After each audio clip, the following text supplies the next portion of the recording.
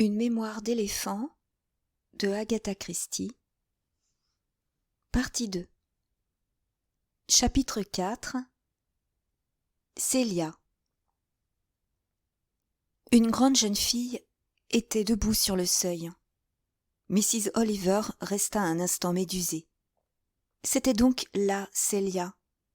Il se dégageait d'elle une extraordinaire impression de vitalité. « Entrez, Célia, » dit Mrs. Oliver. « La dernière fois que je vous ai vue, si je me souviens bien, c'était à un mariage où vous étiez demoiselle d'honneur. Vous aviez une robe abricot. »« Oui, la plus vilaine robe que j'ai jamais portée. C'était au mariage de Martha Leghorn. »« Vous aviez néanmoins beaucoup plus d'allure que les autres. »« C'est gentil à vous de me dire ça, parce que je ne me sentais guère à mon avantage. » Mrs. Oliver fit asseoir sa jeune visiteuse et se saisit d'un flacon de cristal. « Un peu de sherry, ou bien préférez-vous autre chose ? » ?»« Le sherry sera parfait, merci. » »« Je suppose que cela doit vous paraître étrange d'être ici ce soir. Vous avez certainement été surprise de recevoir mon coup de téléphone. Je ne suis pas une marraine très consciencieuse, je le reconnais. Pourquoi le seriez-vous, à mon âge ? Oui, bien sûr, il arrive un certain moment où les devoirs prennent fin. Pourtant, j'ai parfois l'impression que je n'ai pas rempli les miens aussi parfaitement que je l'aurais dû. Je ne crois même pas avoir assisté à votre confirmation. Sans doute pensez-vous que le rôle d'une marraine est de vous faire apprendre le catéchisme et de renoncer pour vous à Satan, à ses pompes et à ses œuvres, dit Célia. Un sourire amusé passa sur ses lèvres. Elle se montrait très aimable, et néanmoins, Mrs. Oliver ne pouvait s'empêcher de penser que ce devait être une fille difficile, peut-être agressive, voire même dangereuse. « Eh bien, je vais vous apprendre pourquoi j'ai voulu vous voir, » reprit la romancière. « L'affaire est assez particulière. Je ne me rends pas souvent aux déjeuners littéraires, mais il se trouve que j'ai assisté à l'un d'eux avant-hier. Je sais, j'ai lu un compte-rendu de cette réunion dans un journal, et votre nom y était mentionné. Oui, et je souhaiterais presque ne pas y être allé. Vous y êtes-vous ennuyé ?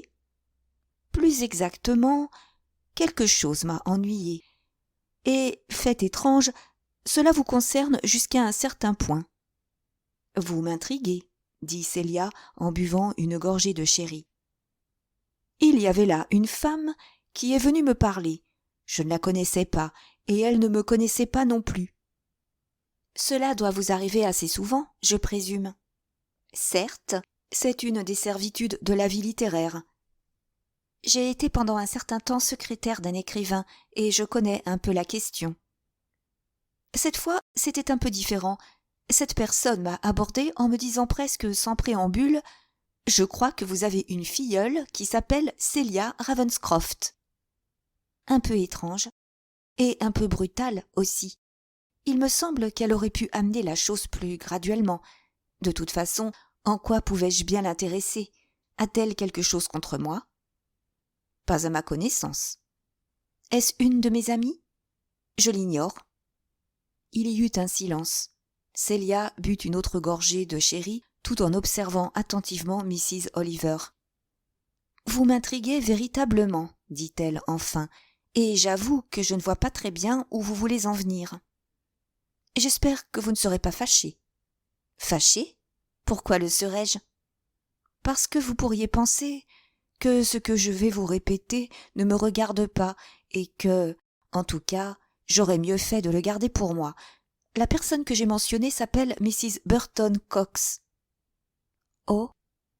Et elle m'a annoncé que son fils avait, croyait-elle, formé le projet de vous épouser. » Célia haussa les sourcils et son regard se durcit imperceptiblement. « Et vous voulez savoir si c'est vrai ou pas ? Je n'y tiens pas essentiellement. Je ne mentionne le fait que parce que c'est une des premières choses qu'elle médite. Étant donné que vous êtes ma filleule, elle pensait que je pourrais sans doute vous demander de me fournir certains renseignements. Et je présume qu'elle s'attendait à me voir, ensuite aller lui répéter ce que j'aurais pu apprendre. » Quels renseignements voulait-elle avoir sur moi ? Je crains vraiment, que ce que je vais vous dire ne vous plaise pas, car la question ne m'a pas plu lorsque on me l'a posée. En fait, j'ai même trouvé qu'il fallait avoir un certain toupet pour me la poser, et que l'attitude de cette femme était impardonnable. Elle m'a demandé à peu près textuellement « Pouvez-vous savoir si c'est sa mère qui a tué son père, ou bien si c'est l'inverse ?» Elle vous a demandé ça, sans vous connaître personnellement? Nous ne nous étions effectivement jamais rencontrés. N'avez-vous pas trouvé le fait assez extraordinaire? Je crois que rien de ce qu'elle aurait pu me dire ne m'aurait paru extraordinaire, car je l'ai trouvée particulièrement odieuse. Vous ne vous trompez pas. Et vous allez épouser son fils? Je ne sais pas. La question a été envisagée. Vous connaissez l'affaire dont elle vous a parlé? Uniquement ce que peuvent en connaître les personnes qui ont été vaguement en relation avec votre famille. Les faits sont simples, du moins en apparence. À leur retour des Indes, mes parents s'étaient installés dans le Kent, dans une villa qu'ils venaient d'acheter. Un jour, ils sont sortis ensemble pour aller faire une promenade sur la falaise, et ne sont pas revenus. On les a retrouvés morts, tués chacun d'une balle de revolver. L'arme, découverte près d'eux, appartenait à mon père. Rien ne pouvait indiquer s'il s'agissait d'un double suicide ou bien si l'un d'eux avait tué l'autre avant de se donner la mort. Mais peut-être savez-vous déjà tout cela? J'ignore les détails, car ce drame a eu lieu il y a déjà longtemps. Vous deviez avoir 8 ou 10 ans à cette époque. Oui, environ. Je me trouvais à ce moment-là aux États-Unis, où j'étais allée faire une tournée de conférences, et j'ai simplement lu l'affaire dans les journaux. On en a passablement parlé, précisément à cause de la difficulté à connaître les faits réels, ainsi que le mobile qui paraissait absent. Bien entendu, je me suis intéressée à l'affaire, parce que j'avais connu vos parents quelques années auparavant. Surtout votre mère, qui avait été ma camarade de collège. Ensuite, la vie nous avait séparés. Je m'étais mariée, et elle était, de son côté, partie aux Indes avec son mari. Mais elle m'avait demandé d'être marraine de l'un de ses enfants. Évidemment, étant donné qu'ils n'habitaient pas l'Angleterre, je ne les voyais qu'à de très longs intervalles, et fort peu de temps chaque fois. Vous, je vous rencontrais plus souvent. Oui, je me rappelle que vous veniez me faire sortir lorsque j'étais pensionnaire. Et vous m'emmeniez dans des restaurants où l'on mangeait de si bonnes choses. Vous étiez une enfant assez exceptionnelle. Vous aimiez le caviar. Je l'aime toujours, bien que l'on ne m'en offre pas souvent. J'ai été, comme vous pouvez aisément l'imaginer, absolument horrifiée en lisant les comptes rendus du drame. On précisait que vos parents étaient en excellents termes, qu'ils s'étaient toujours bien entendus, et le mobile paraissait quasi impossible à déterminer. Et il n'y avait eu, apparemment, aucune intervention extérieure. J'avais été, je le répète, bouleversée. Et puis tout cela s'était estompé dans mon esprit pour ne me revenir en mémoire que quelques années plus tard, lorsque je vous ai revu. Mais naturellement, je ne vous ai parlé de rien. Et je vous en ai su gré. Vous avez été toujours très bonne envers moi. Vous me faisiez parvenir de merveilleux présents. Je me rappelle surtout celui que vous m'avez envoyé pour mes 21 ans. Et puis, vous étiez tellement compréhensive. Pas du tout comme ces personnes qui n'arrêtent pas de poser des questions et voudraient tout savoir de votre vie. Tout le monde fait preuve de curiosité un jour ou l'autre. Mais vous devez maintenant comprendre ce qui m'a choqué dans les propos de Mrs. Burton Cox. Cela semble extraordinaire de la part d'une personne qui m'est totalement étrangère, et la raison de sa demande m'échappe, car elle ne me concerne pas, à moins que cela n'ait trait à mon projet de mariage avec Desmond, suggéra Célia. Oui, c'est possible. Mais en quoi cela la regarde-t-il? C'est que, précisément, tout la regarde. J'ose espérer que son fils ne tient pas d'elle. Oh non, j'aime bien Desmond, et je crois qu'il m'aime aussi. Est-il très attaché à sa mère? Je ne saurais le dire. De toute façon, je n'ai pas l'intention de me marier pour l'instant. Je n'en ai pas du tout envie. Mais, dites-moi, si je vous fournissais la réponse à la question que vous a posée Mrs. Burton Cox, iriez-vous la lui transmettre? Non, absolument pas. Si je la rencontre à nouveau, Je lui dirai simplement que l'affaire ne nous regarde ni l'une ni l'autre, et qu'il n'entre pas dans mes intentions d'aller vous faire subir une interview. Je savais par avance que je pouvais vous faire confiance. C'est pourquoi ça ne me dérange pas de vous dire ce que je sais. Vous n'y êtes nullement obligée, Célia, et notez bien que je ne vous l'ai pas demandé. Non, mais je vous donnerai la réponse tout de même. Elle tient en un mot. Rien, ou presque rien. Rien, répéta Mrs. Oliver d'un air pensif. À l'époque du drame, je n'étais pas à la maison. Je sais, et puis, étant donné l'âge que vous aviez, il aurait été surprenant que vous fussiez au courant de l'affaire. Néanmoins, il m'intéresserait de connaître votre impression. Pensez-vous que je devrais, logiquement, me souvenir de tout cela? Si vous vous étiez trouvé chez vous, il serait logique, en effet, que vous vous rappeliez certaines choses. Les enfants et les adolescents observent, ils ont bonne mémoire, et ils savent souvent des détails que les grandes personnes ignorent. Seulement, ce sont généralement des faits qu'ils hésitent à raconter à des enquêteurs. Qu'a pensé la police à l'époque? Je n'ai jamais eu le compte-rendu de l'enquête. Elle a pensé, je crois, qu'il s'agissait d'un double suicide, mais je ne pense pas qu'elle ait jamais entrevu la raison qui avait pu pousser vos parents à cet acte. Voulez-vous connaître mon impression?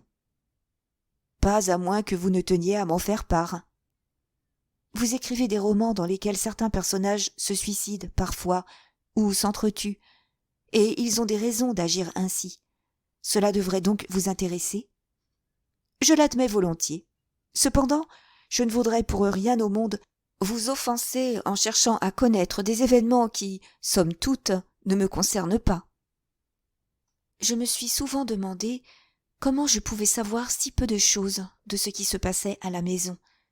Il est vrai que j'étais en pension sur le continent et que, au moment du drame, je n'avais pas vu mes parents depuis un certain temps. Ils étaient bien venus me voir en Suisse, une fois, mais c'est tout. Ils ne m'avaient pas paru tellement changé. Un peu vieilli, peut-être. Il est vrai que mon père était souffrant. Je ne sais pas si c'était le cœur qui flanchait ou autre chose. Quant à ma mère, elle paraissait plutôt nerveuse. Non pas à proprement parler neurasthénique, mais préoccupée, elle aussi, par sa santé. Néanmoins, je n'ai rien remarqué de vraiment anormal. Et, en tout cas, ils avaient l'air d'être en très bons termes. Au fond, je ne crois pas que nous ayons intérêt à évoquer davantage ces événements. Pourquoi chercher à savoir? L'affaire a été classée.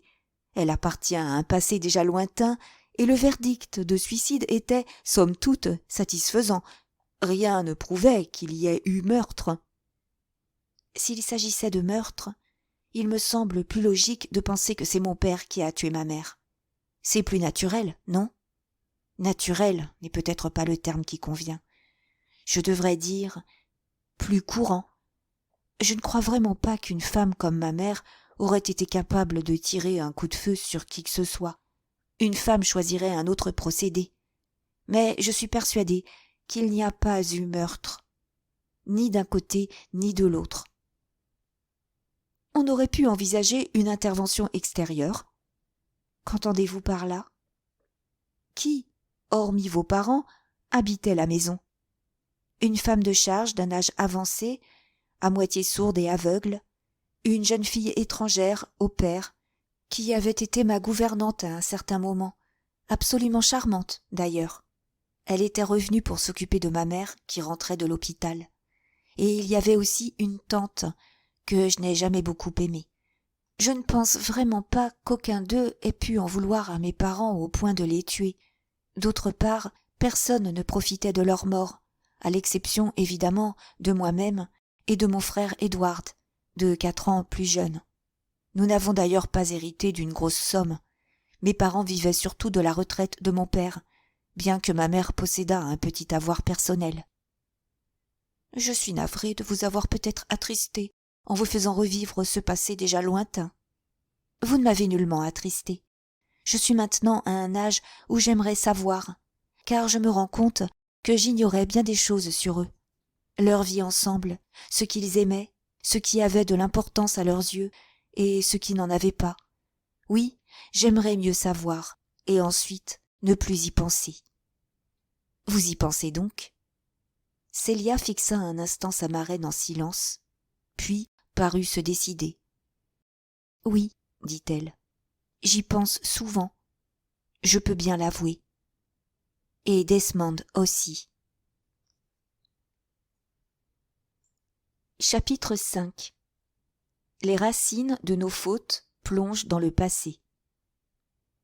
Il n'y avait pas beaucoup de monde dans le petit restaurant, et Hercule Poirot repéra sur-le-champ la silhouette massive du commissaire Spence, qui se leva pour le saluer. « Permettez-moi de vous présenter le commissaire principal Garroway, monsieur Hercule Poirot. » Garroway était un homme grand et mince, avec un visage ascétique, des cheveux gris qui ménageaient au milieu de son crâne un petit cercle semblable à une tonsure, et son apparence générale n'était pas sans avoir une certaine ressemblance avec celle d'un ecclésiastique. « Je suis maintenant en retraite, expliqua-t-il, mais ma mémoire est encore bonne, et je me souviens de certains faits que le public a probablement oubliés. » Hercule Poirot se retint pour ne pas répéter le slogan de Mrs. Oliver. Les éléphants se souviennent. Les trois hommes prirent place autour de la table, et le garçon apporta la carte. Le commissaire Spence, qui était un habitué de ce restaurant, se permit de donner quelques conseils sur le choix du menu, et ils restèrent quelques instants silencieux devant leur verre de sherry. « Je vous dois d'abord des excuses, » commença Poirot, « pour venir ainsi vous importuner au sujet d'une affaire qui est classée depuis longtemps. »« J'aimerais savoir, » dit Spence, « ce qui a éveillé votre intérêt. Tout d'abord, j'ai pensé que cela ne vous ressemblait pas de vouloir ainsi fouiller dans le passé. Cet intérêt est-il motivé par un événement fortuit, ou bien éprouvez-vous simplement une soudaine curiosité pour une affaire assez inexplicable? C'est le commissaire principal Garroway, alors inspecteur, qui avait été chargé de l'enquête. C'est un de mes vieux amis. Aussi n'ai-je éprouvé aucune difficulté à le décider à vous rencontrer. »« Et il a été assez aimable pour venir ici aujourd'hui, » dit Poirot, « uniquement pour satisfaire ma curiosité au sujet d'une vieille affaire qui, somme toute, ne me regarde pas. »« Je me garderais bien de dire cela, » affirma Garroway. « Il nous arrive à tous de nous intéresser à une affaire passée. Lizzie Borden, par exemple, a-t-elle véritablement tué son père et sa mère au moyen d'une hache? Il y a encore bien des gens persuadés du contraire. Qui a tué Charles Bravo? Et pourquoi? Il existe plusieurs hypothèses, mais dont la plupart reposent sur des bases assez peu solides. » Les yeux perçants du commissaire se posèrent sur le détective. « Et M. Poirot a été parfois amené, si je ne me trompe, à se replonger dans des affaires appartenant au passé. »« À 2 ou 3 reprises, je crois, » précisa Spence. « Une fois à la demande d'une jeune Canadienne, n'est-ce pas? »« C'est exact, » répondit Poirot. « Une petite Canadienne impétueuse, passionnée, énergique, qui était venue enquêter sur un meurtre pour lequel sa mère avait été condamnée, bien qu'elle fût morte avant l'exécution de la sentence. Sa fille était convaincue de son innocence. Et vous, étiez-vous d'accord? Pas au moment où elle m'a exposé les faits pour la première fois, mais elle avait l'air tellement sûre d'elle. Il était naturel pour une jeune fille de souhaiter, contre toute vraisemblance, que sa mère fût innocente et d'essayer de le prouver, fit remarquer Spence. Il y avait plus que cela, répondit Hercule Poirot d'un air songeur. Elle est parvenue à me faire comprendre quel genre de femme était sa mère. Une femme incapable de commettre un meurtre? Pas exactement. Le fait étrange, et qui n'a pas manqué de me frapper, c'est qu'elle n'avait jamais protesté de son innocence. Elle semblait avoir été parfaitement satisfaite de sa condamnation. Avouez qu'il y avait de quoi me faire réfléchir. Était-elle à ce point indifférente, défaitiste? Dès le début de mon enquête, j'eus la preuve qu'il n'en était rien. Elle était même tout le contraire. Garroway, penché au-dessus de la table et en train d'émietter machinalement un morceau de pain dans son assiette, était visiblement intéressé. « Et elle était innocente ?» demanda-t-il. « Oui, » répondit Poirot, « elle l'était. Il y avait certains détails, un en particulier, qui prouvait qu'elle ne pouvait pas être coupable, un fait auquel personne n'avait prêté attention au moment de l'enquête. Le garçon venait d'apporter un magnifique plat de truite. « Vous vous êtes également penché sur une autre affaire classée, mais assez différente de la précédente, n'est-ce pas ?» reprit Spence. « Il s'agissait encore d'une jeune fille, mais qui prétendait avoir vu commettre un crime au cours d'une réunion. » Là, il fallait, comment dirais-je, faire résolument un pas en arrière au lieu d'aller de l'avant, expliqua Poirot. Et cette jeune personne avait véritablement vu commettre le crime ? Non, parce qu'il s'agissait d'une autre fille. Cette truite est vraiment succulente. Ici, tous les plats de poisson sont toujours excellents, affirma Spence, et cette sauce est un vrai régal. Il se servit copieusement. Lorsque Spence est venu me voir, reprit Garroway au bout d'un moment, pour me demander si je me rappelais l'affaire Ravenscroft, j'ai été à la fois intrigué et ravi. Vous ne l'avez donc pas oublié ? Non, ce n'était pas le genre d'affaire qu'on oublie facilement. Vous êtes probablement d'accord avec moi pour penser que l'on a envisagé des hypothèses fort différentes les unes des autres. Est-ce par manque de preuves ? À vrai dire, non. Tous les témoignages s'accordaient avec les faits, et il y avait eu d'autres exemples de morts semblables. Et pourtant... Pourtant, répéta Poirot, il y avait quelque chose qui ne cadrait pas. Ah, dit Spence d'un air intrigué. C'est l'impression que vous aviez éprouvée à propos d'une autre affaire, reprit le détective. Vous vous rappelez ? Je suppose que vous voulez parler du cas de Mrs. McGinty. C'est cela même. Vous n'aviez pas été satisfait au moment de la condamnation de ce jeune homme, dont le comportement, il faut bien l'avouer, était assez étrange. Il avait toutes les raisons pour commettre le crime, il paraissait à peu près certain qu'il l'avait effectivement commis, et c'était l'opinion de tout le monde. Mais vous aviez la conviction qu'il n'était pas coupable. Vous en étiez même si sûr que vous êtes venu me demander si je voulais essayer de découvrir la vérité. Et vous m'avez beaucoup aidé. Je dois le reconnaître en toute sincérité. Poirot poussa un soupir. Et cependant, quel garçon détestable c'était là ! Il aurait presque mérité d'être pendu, non point parce qu'il avait commis le crime, mais parce qu'il refusait systématiquement de nous aider dans la tâche délicate que nous avions entreprise avec l'espoir de prouver son innocence. Maintenant, nous voici en face de l'affaire Ravenscroft. Vous disiez tout à l'heure, commissaire Garroway, que quelque chose ne cadrait pas ? Oui, j'en étais intimement convaincu. Ce sont des choses qui se produisent parfois. Les preuves sont là, ainsi que le mobile, l'occasion, des indices de toutes sortes, parfois la mise en scène.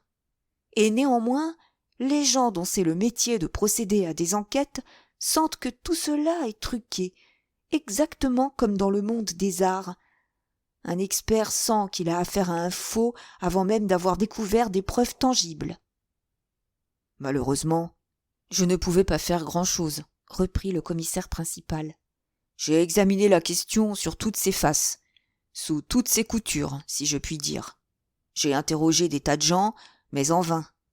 L'affaire avait véritablement l'air d'un double suicide. Elle en avait tous les aspects.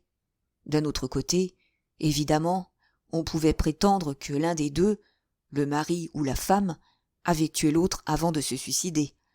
Ces choses-là se produisent aussi. Mais quand on les rencontre, on sait généralement que le drame s'est produit de cette manière. Dans la plupart des cas, on connaît le mobile. Et dans l'affaire que nous évoquons, vous n'en avez aucune idée ? Demanda Poirot. Pas la moindre. Quand on commence une enquête, on a, en règle générale, une vue assez précise de la vie des gens qui gravitent autour de l'affaire. Dans le cas qui nous occupe, le mari possédait une excellente réputation. Il avait une femme aimante qui paraissait lui être très attachée et avec qui il était en excellents termes. Il semblait parfaitement heureux, allait régulièrement faire des promenades ensemble, jouait le soir au piquet ou au poker. Ils avaient des enfants qui ne leur causaient aucun souci particulier. Un garçon dans une école anglaise, une fille dans un pensionnat suisse. Bref, il n'y avait, autant que l'on put en juger, rien d'anormal dans leur vie.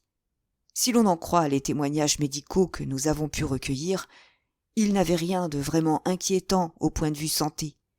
À un certain moment, le mari avait souffert d'hypertension, mais il se maintenait en bonne forme par l'absorption régulière de médicaments adéquats. Sa femme avait eu un petit ennui cardiaque, mais rien de véritablement inquiétant, je le répète.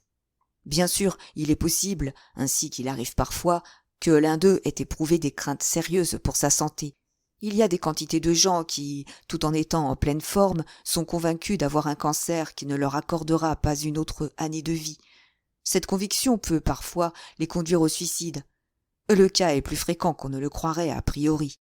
Les Ravenscroft, cependant, calmes et bien équilibrés, ne paraissaient pas appartenir à cette catégorie d'hypocondriaques. « Qu'avez-vous donc réellement pensé ?» demanda Poirot. « L'ennui, c'est que je me sentais à peu près incapable de me former une opinion. Maintenant, lorsque je regarde en arrière, je me dis qu'il ne pouvait pas s'agir d'autre chose que d'un double suicide. Pour une raison qui nous échappe, ils avaient dû décider que la vie leur était devenue intolérable.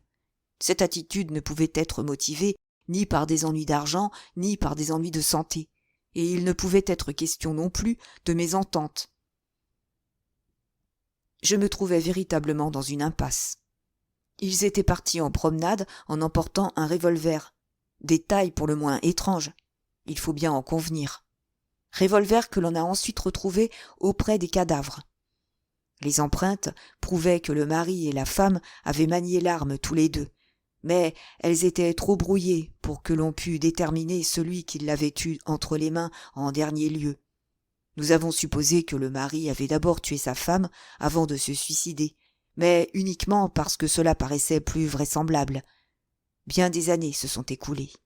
Et pourtant, lorsque je lis dans un journal que l'on a découvert quelque part le cadavre d'un homme et de sa femme, je ne puis m'empêcher de me reporter en arrière et de me poser encore des questions, de m'en demander pourquoi les Ravenscroft ont été poussés à un acte semblable.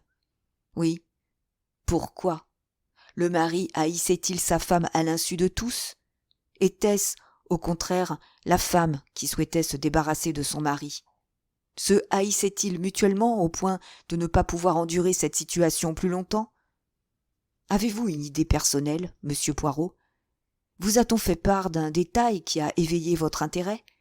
En somme, connaissez-vous quelque chose qui puisse expliquer le pourquoi de ce drame ? Non, mais je suppose que vous avez bien dû avoir vous-même une théorie. Bien sûr, on a toujours des théories, et on espère que l'une d'elles sera la bonne. Hélas, ça ne se passe pas forcément ainsi. Vous le savez aussi bien que moi. La mienne ne pouvait me conduire très loin en ce qui me concerne la découverte du mobile, car je ne possédais pas suffisamment de renseignements. En somme, que savais-je sur les victimes ? Le général Ravenscroft approchait de la soixantaine, sa femme avait 35 ans. Mais en réalité, je ne connaissais que les 5 ou 6 dernières années de leur vie. Le général ayant pris sa retraite, ils étaient rentrés en Angleterre et avaient habité Bournemouth pendant un certain temps avant de venir s'installer dans cette villa du Kent, près de laquelle s'est déroulé le drame. Ils y menaient une vie simple et sans histoire. Leurs enfants venaient passer les vacances auprès d'eux. Période calme, s'il en fut, succédant apparemment à une existence tout aussi paisible passée à l'étranger. Pourtant, à bien réfléchir, que savais-je de cette période prétendue calme et paisible ? Au cours des dernières années, il n'y avait eu, à ma connaissance, aucun ennui financier, aucun motif de haine, aucune affaire d'ordre sexuel ou affectif. Mais avant cette période, ils avaient passé la plus grande partie de leur vie au-delà des mers et n'avaient fait que de courts séjours en Angleterre. Le général était d'ailleurs fort bien considéré, et les amis de la jeune femme conservaient d'elle un excellent souvenir. Il n'y avait eu aucune difficulté, aucune querelle, rien dont personne eût entendu parler.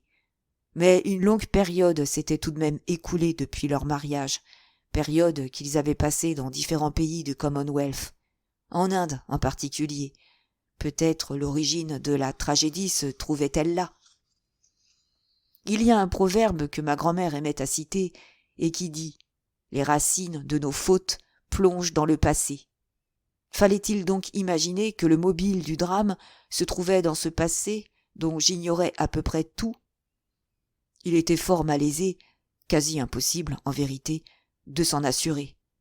On peut apprendre aisément les antécédents d'une personne, savoir ce que disent ses amis et connaissances, mais on est rarement mis au courant des détails intimes. Et, peu à peu, j'en suis venu à l'idée qu'il aurait fallu pouvoir enquêter sur cette période écoulée. Peut-être s'était-il passé quelque chose dans un autre pays, un événement qu'on avait pu croire définitivement oublié, mais qui ne l'était pas vraiment, une vieille rancune que tout le monde ignorait ici. Si seulement j'avais su où chercher. Il est possible, en effet, qu'aucun de leurs amis anglais n'ait été au courant. D'autant qu'il s'agissait d'amis de fraîche date. Bien sûr, peut-être de vieilles connaissances venaient-elles aussi leur rendre visite de temps à autre, mais il n'est nullement certain qu'elles aient eu vent d'un secret quelconque. Si secret il y avait. Et puis, les gens oublient. Oui, approuva Poirot, les gens oublient. Ils ne sont pas comme les éléphants qui, dit-on, possèdent une mémoire prodigieuse. C'est drôle que vous parliez de cela. Des gens qui oublient le passé? Ce n'est pas tellement ça qui m'a frappé, mais le fait que vous ayez mentionné les éléphants. Le commissaire Garroway considéra Poirot avec une certaine surprise, semblant attendre une explication, et Spence jeta un coup d'œil à son vieil ami. Peut-être doit-on envisager un événement qui se serait passé aux Indes, suggéra-t-il. C'est bien de là que viennent les éléphants, n'est-ce pas? Ou d'Afrique. Une de mes vieilles amies, Mrs. Oliver, me parlait l'autre jour de ces animaux, dit Poirot. Ariane Oliver, saurait-elle, par hasard, quelque chose? Pour l'instant, je ne le pense pas. Je ne serais pas autrement surpris qu'elle apprît certains détails, sans tarder. Le détective s'interrompit quelques secondes avant d'ajouter. Elle appartient à ce genre de femmes qui voient beaucoup de monde et sont généralement bien informées. A-t-elle des idées sur la question qui nous préoccupe? C'est de la romancière que vous parlez? Interrogea Garroway. D'elle-même. A-t-elle des connaissances en criminologie? Je sais qu'elle écrit des romans policiers, mais je n'ai jamais compris où elle puisait ses idées et ses faits. Ses idées, répondit Poirot, elle les puise dans son cerveau. Quant aux faits, ma foi, c'est plus difficile. Le détective s'interrompit un instant. À quoi pensez-vous, Poirot? Demanda Spence. À quelque chose de spécial? Je songeais qu'une fois, j'ai démoli, bien malgré moi, une de ses théories. Du moins, l'a-t-elle affirmé. Elle venait d'avoir une idée à propos d'un certain fait, quelque chose qui avait trait à un gilet de laine, à manches longues, je crois. Je lui téléphonai par hasard pour lui demander un renseignement, et je lui fis perdre son idée. Elle me le reproche encore de temps à autre. Ça me fait penser à ce persil qui s'était enfoncé dans le beurre par une journée chaude. Vous savez, Sherlock Holmes et le chien qui n'avait pas aboyé la nuit.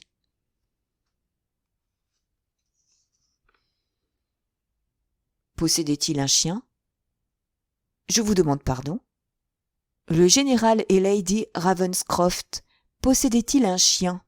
Et l'avaient-ils emmené avec eux le jour où ils ont trouvé la mort? Ils avaient un chien, oui, répondit Garroway, et je sais qu'ils l'emmenaient en promenade avec eux la plupart du temps. Mais je ne saurais dire. Dans une histoire de Mrs. Oliver, on aurait trouvé la brave bête en train de pleurer près des cadavres de ses maîtres. Mais, dans la réalité, les choses se passent souvent d'une manière très différente. En tout cas, le fait ne s'est pas produit. Garroway hocha la tête. « Je me demande où est ce chien, maintenant, » murmura Poirot. « Enterré dans un coin du jardin, j'imagine. Cette affaire remonte à 14 ans, ne l'oubliez pas. » « Nous ne pouvons donc pas aller l'interroger, » reprit le détective d'un air pensif. « C'est dommage. Il est surprenant de constater combien ces animaux peuvent savoir de choses. Qui se trouvait dans la maison le jour du drame? Je vous ai apporté une liste. répondit le commissaire Garroway, pour le cas où vous voudriez la consulter. Nous avons d'abord une certaine Mrs. Whittaker, vieille femme de charge, qui remplissait aussi les fonctions de cuisinière. Sourde et à moitié aveugle, elle n'a pu nous être d'un grand secours, d'autant que c'était son jour de sortie. Elle nous a simplement appris que Lady Ravenscroft avait fait récemment un séjour dans un hôpital, ou une maison de repos, apparemment pour soigner ses nerfs. Nous trouvons ensuite un jardinier, et enfin une jeune fille étrangère qui avait été précédemment gouvernante des enfants. Néanmoins, un inconnu aurait pu venir de l'extérieur et pénétrer dans la propriété. Cette idée vous est bien venue à l'esprit, commissaire. C'était moins une idée qu'une théorie. Poirot ne répondit pas. Il songeait à une certaine époque où il avait dû aussi se replonger dans le passé et étudier le cas de 5 personnes, lesquelles lui avaient rappelé la chanson d'enfant « 5 petits cochons ». Et il avait fini par découvrir la vérité. Chapitre 6. Souvenir d'une vieille amie.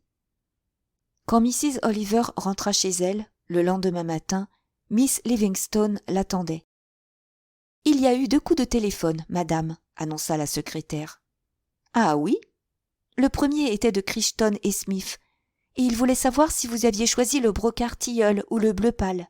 Je ne me suis encore décidée sur aucun des 2. Rappelez-moi ça demain, voulez-vous ? Ce n'est pas urgent. L'autre coup de téléphone était d'un étranger, un certain monsieur Hercule Poirot. Que voulait-il ? Il a demandé s'il vous serait possible d'aller le voir cet après-midi. Absolument impossible. Rappelez-le, je vous prie, pour lui annoncer que je n'ai pas une seule minute à moi. Il faut d'ailleurs que je ressorte immédiatement. A-t-il indiqué son numéro ? Oui, madame. Dans ce cas, c'est parfait. Ça vous évitera de le rechercher dans l'annuaire. Dites-lui qu'il veuille bien m'excuser, mais que je ne puis lui rendre visite cet après-midi, car je suis sur la piste d'un éléphant. Je vous demande pardon ? Dites que je suis sur la piste d'un éléphant. Bien, madame. Miss Livingstone observa la romancière, se demandant si elle n'avait pas raison de penser parfois que Mrs. Oliver, malgré ses talents d'écrivain, avait le timbre un peu fêlé.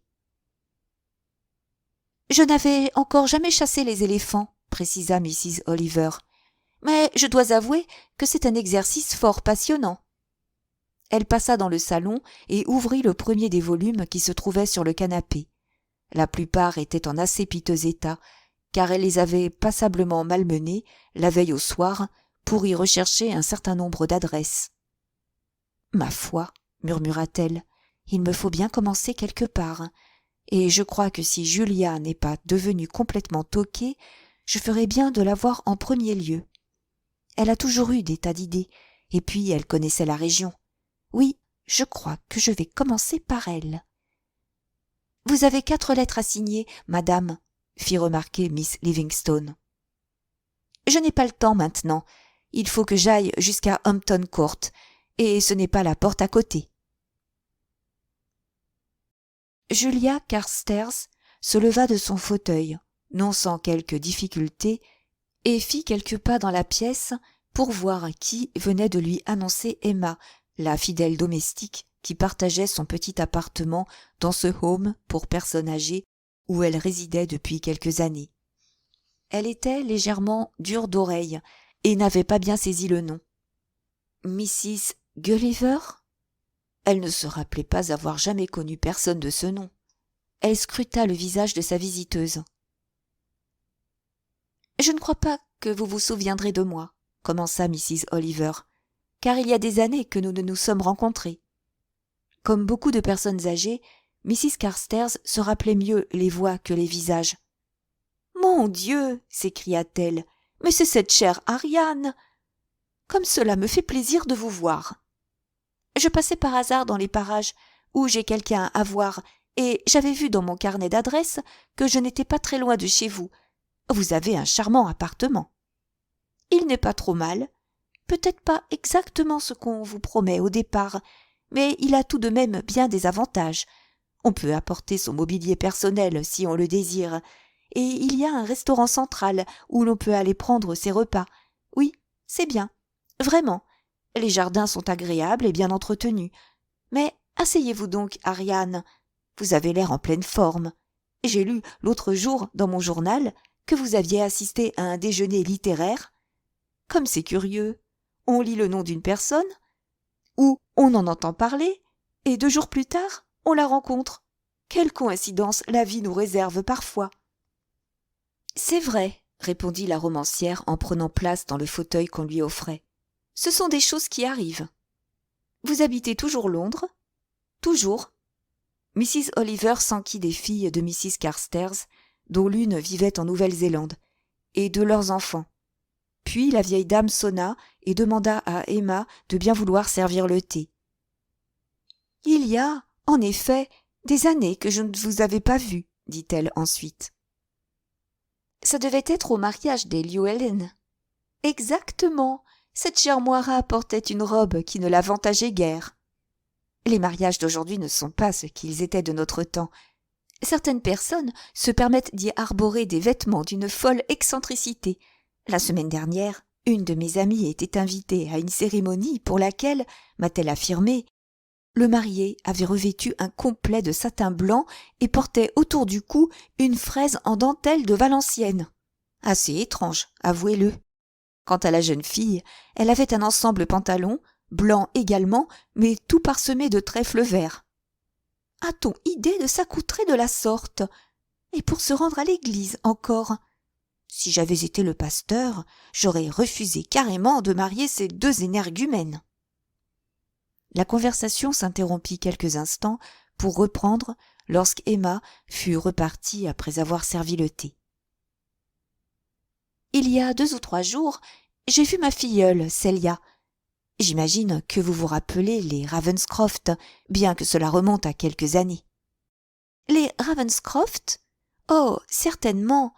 Une lamentable tragédie. Un double suicide, a-t-on dit, près de leur villa, à Overcliff. Vous avez une mémoire extraordinaire, Julia. J'ai toujours eu une excellente mémoire, c'est vrai, bien que j'oublie parfois certains noms. Oui, une lamentable tragédie. Ma cousine, Roddy Foster, les connaissait, quand ils étaient aux Indes, où le général avait d'ailleurs fait une fort belle carrière. Mais vous vous souvenez d'eux, vous aussi? Certes, ils ont vécu à Overcliff pendant 5 ou 6 ans. Quel était le prénom de Lady Ravenscroft? Je ne parviens pas à m'en souvenir. Margaret. Mais tout le monde l'appelait Molly. Elle portait la plupart du temps une perruque. Vous vous souvenez? Elle avait même essayé de me persuader d'en acheter une, moi aussi. Elle prétendait que c'était tellement pratique, surtout en voyage. Elle en avait 4 différentes, parmi lesquelles une pour le soir et une autre pour voyager. Cette dernière pouvait même supporter sans dommage d'être portée avec un chapeau. Je ne connaissais pas les Ravenscroft aussi bien que vous, dit Mrs. Oliver.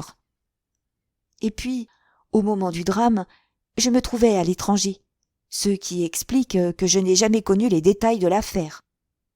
Une affaire fort mystérieuse, au demeurant. Il a circulé des tas d'histoires, toutes différentes les unes des autres, mais je crois qu'on n'a jamais su exactement la vérité. Je présume, cependant, qu'il y a eu une enquête du coroner. Quelles en ont été les conclusions? Bien sûr, l'enquête a eu lieu, comme dans tous les cas de mort violente, mais elle n'a pu déterminer avec précision ce qui s'était passé. On a évidemment parlé de meurtre suivi de suicide, mais à mon sens, il s'agissait d'un double suicide.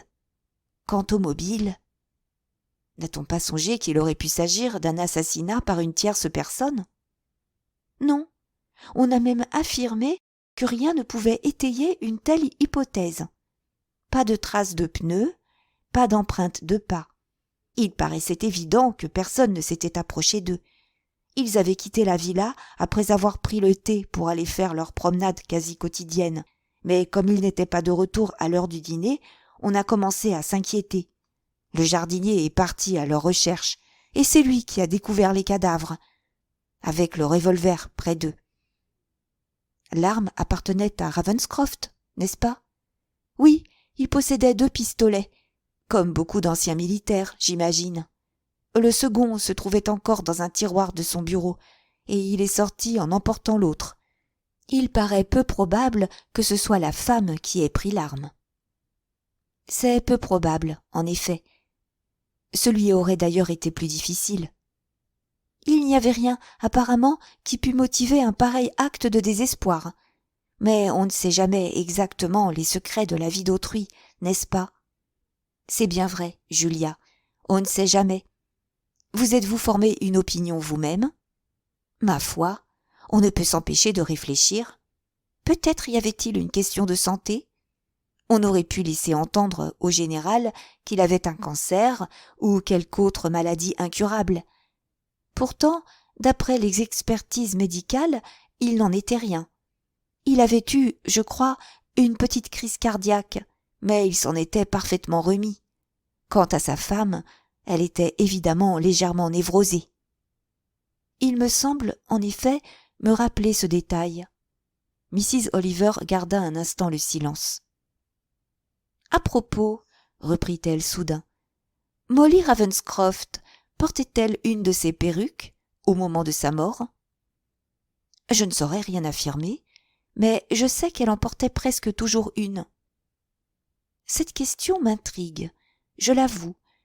Si vous étiez sur le point de vous suicider ou de tuer votre mari, je me demande si vous prendriez la peine de mettre une perruque. » Les 2 femmes débattirent cette question pendant quelques minutes. « Quelle est votre conviction intime, Julia ?» demanda ensuite Mrs. Oliver. « C'est difficile à dire. On a laissé entendre certaines choses, mais on en raconte tellement. Sur lui ou sur elle? On a surtout murmuré qu'il y avait une autre femme, la secrétaire du général.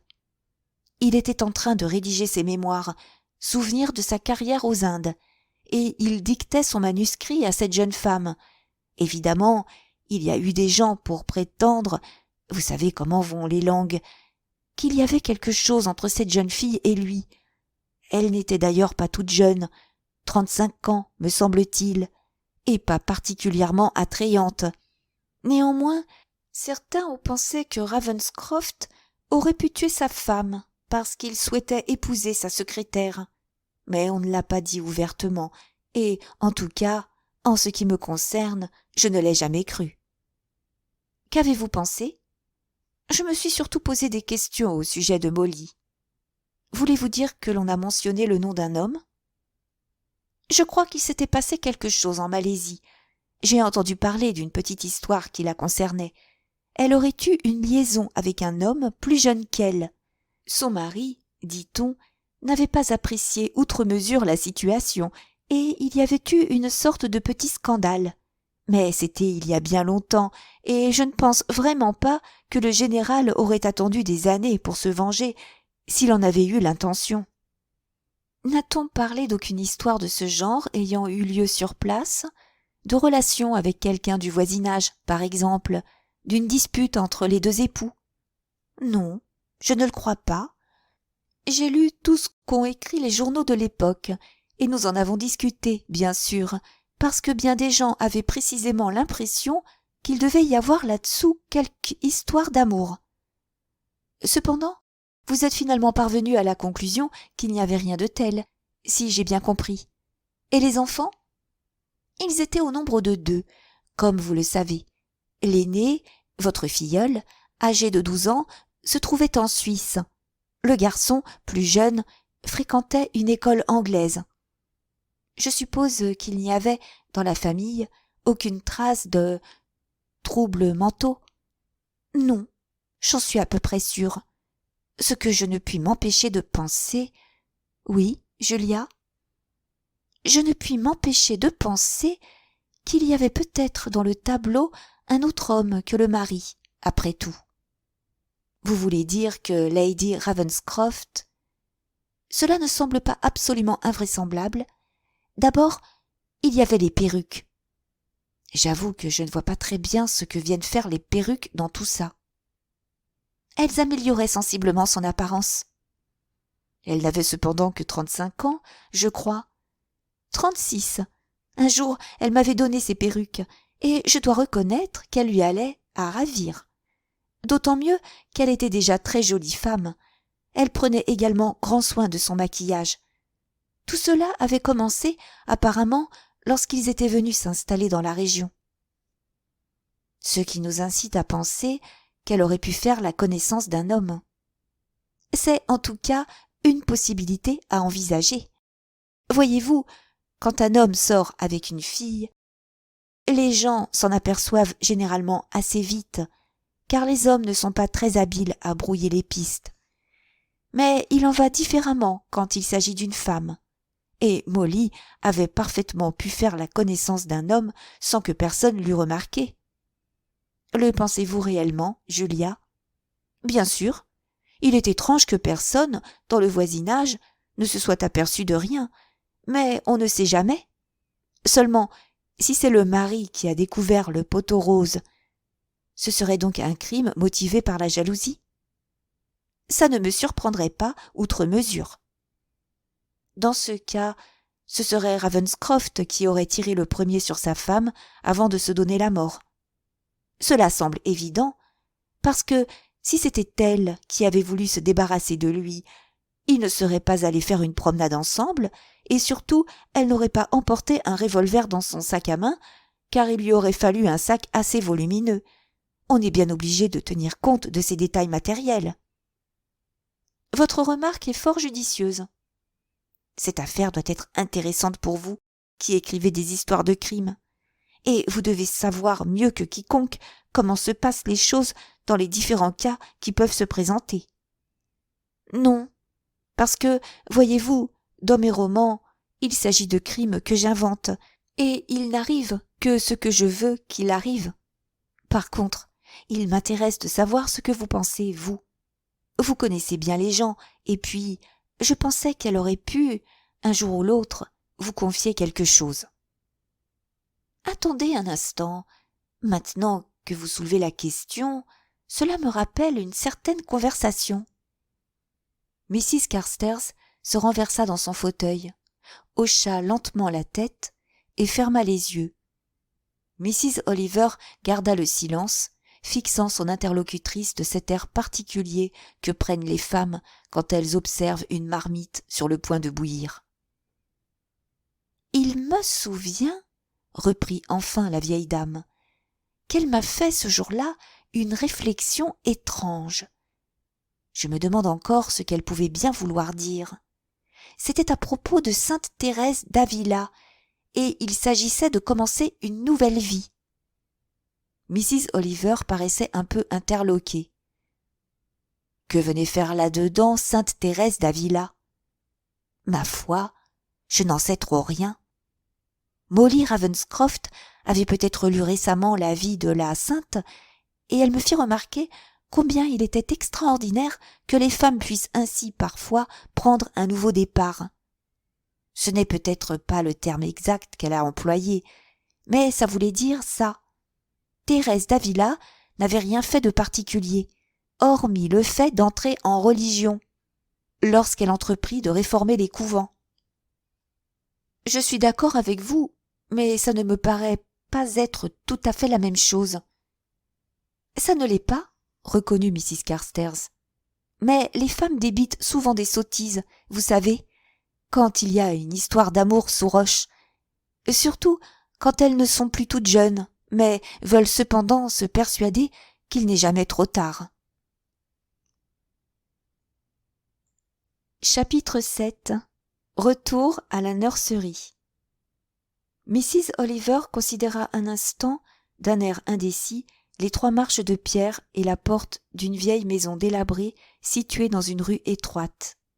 Son aspect quelque peu rébarbatif était cependant égayé par une rangée de tulipes qui poussaient sous les fenêtres.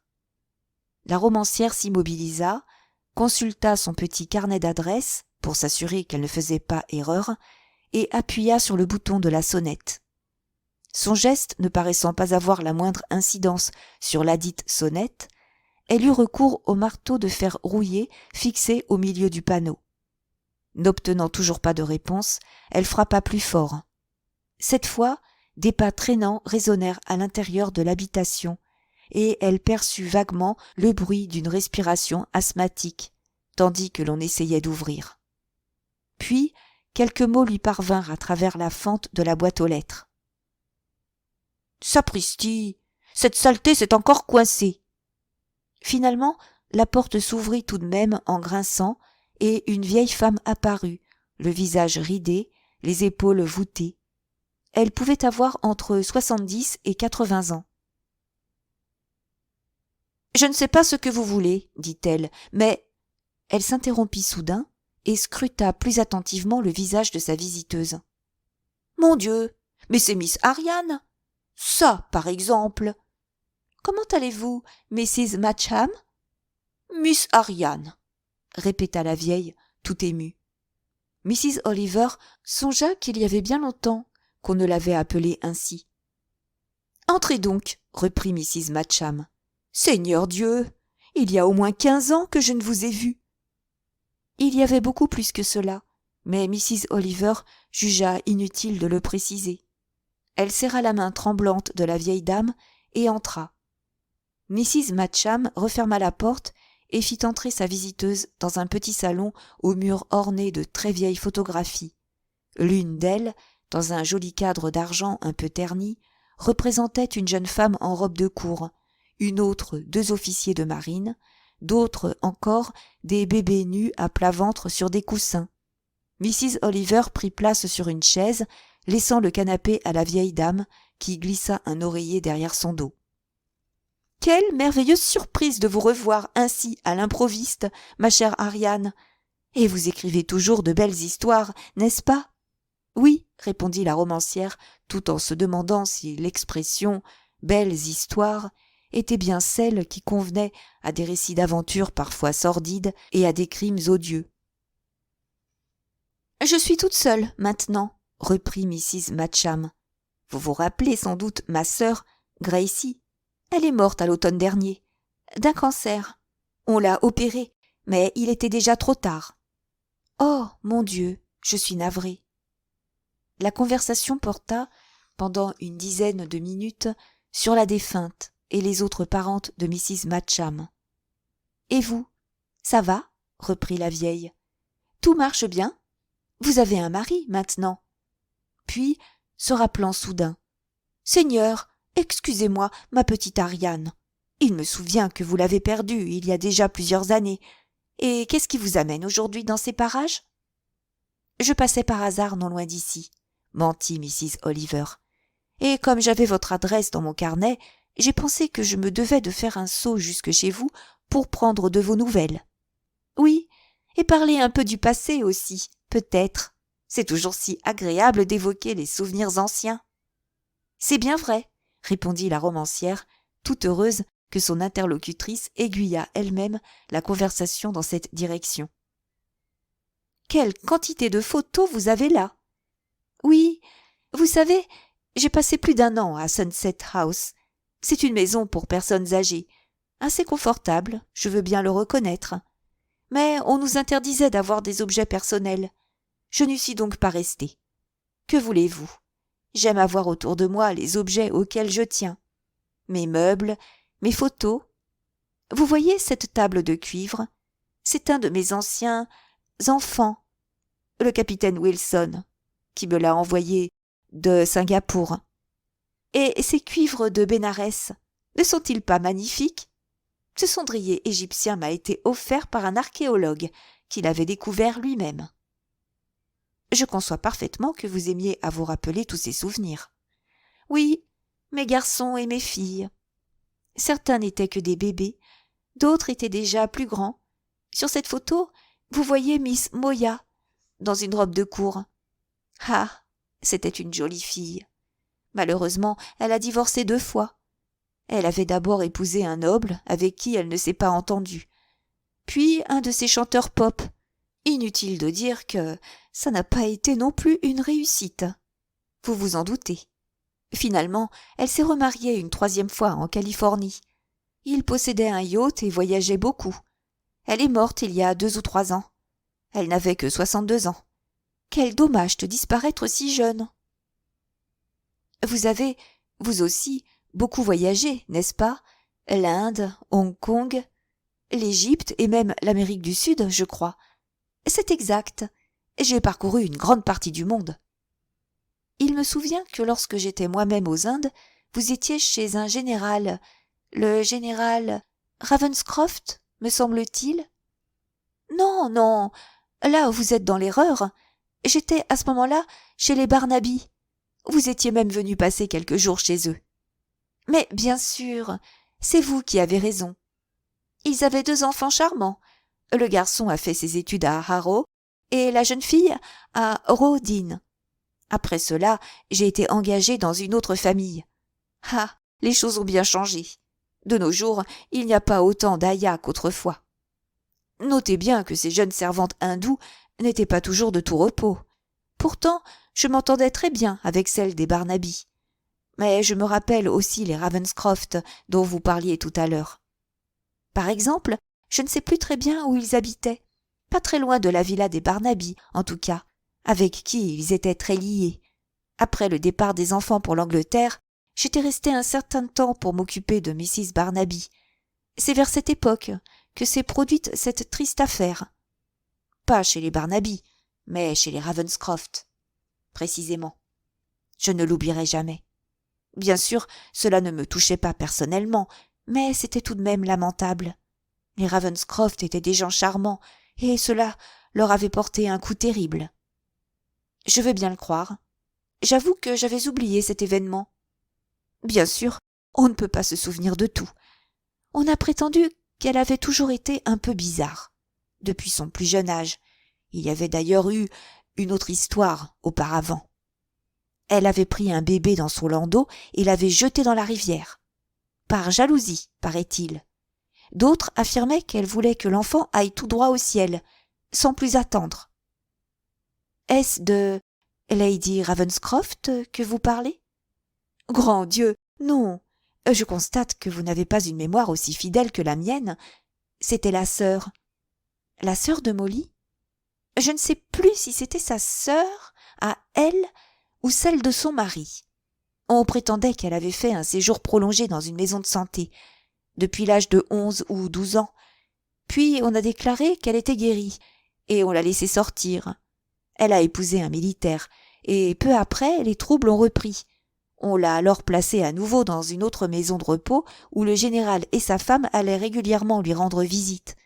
Finalement, elle est ressortie et est retournée vivre avec son mari. Mais celui-ci est mort peu de temps après d'une crise cardiaque. C'est alors qu'elle est allée habiter avec les Ravenscroft. Elle paraissait très heureuse et s'entendait bien avec les enfants.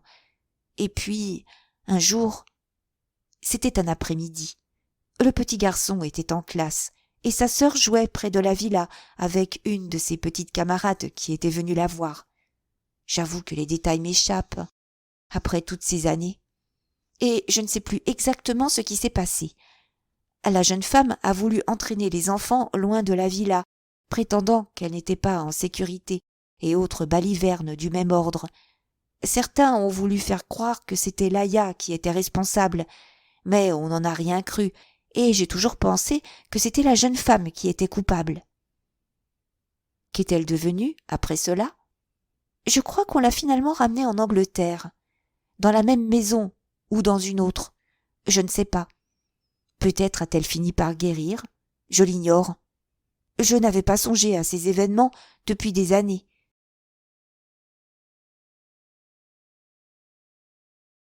Et c'est vous qui m'y avez fait penser, en me parlant du général et de Lady Ravenscroft. Je me demande ce qu'ils sont devenus. N'avez-vous rien lu dans les journaux? Lu quoi?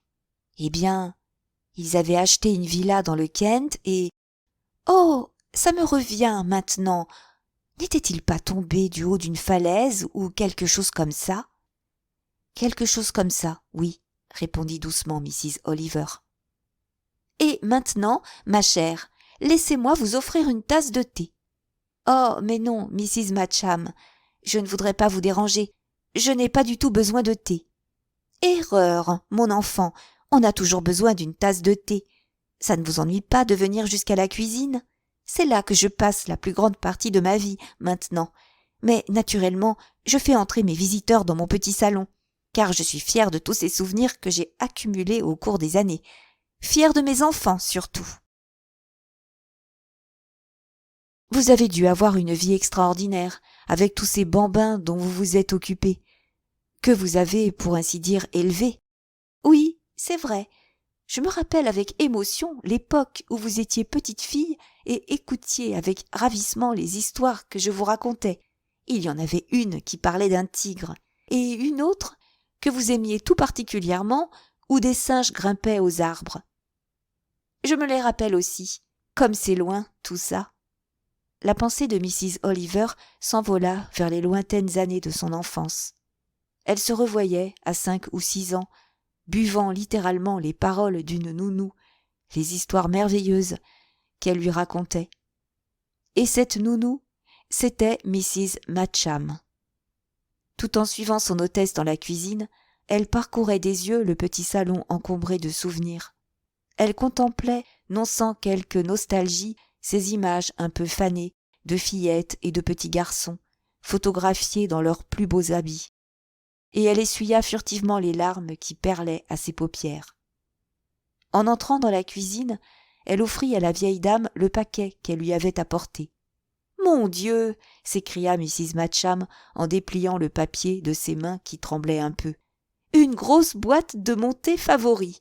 Et dire que vous vous êtes souvenu de mes goûts. Je n'ai guère les moyens d'acheter du thé de cette qualité, maintenant. Et voici mes biscuits préférés aussi. Eh bien, on peut dire que vous n'oubliez rien. Vous souvenez-vous de ces 2 petits garçons qui venaient jouer avec vous? L'un d'eux vous avait surnommé Lady Swan, l'autre Lady Éléphant. Celui-ci vous montait sur le dos et vous faisiez le tour de la pièce à 4 pattes, faisant semblant d'avoir une trompe pour ramasser les objets. Vous n'oubliez pas beaucoup de choses, vous non plus, nounou. Ah, mon enfant, vous connaissez le dicton. Les éléphants n'oublient jamais.